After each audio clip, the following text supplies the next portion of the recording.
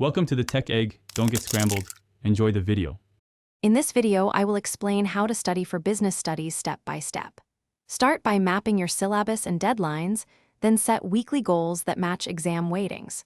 Create a simple study calendar with focused blocks and short reviews. Use active recall and practice questions after each session to reinforce memory.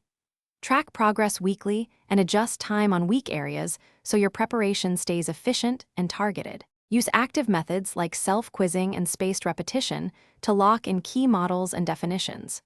Make concise summaries and diagrams to explain concepts in your own words and spot gaps fast. Regularly time yourself on past questions to simulate exam pressure and build speed. Mix reading with practice and review summaries each week to keep ideas fresh and reduce last-minute panic before assessments. Choose a small set of reliable resources and a practice question bank to focus your efforts. Join or form a study group to test explanations, challenge assumptions, and share useful notes. Plan cumulative reviews every 2 weeks to connect topics like finance, marketing, and strategy. Keep a mistake log from practice tests and revisit it regularly to convert weaknesses into strengths before exam day. Thanks for watching. Consider subscribing if I helped unscramble your problems.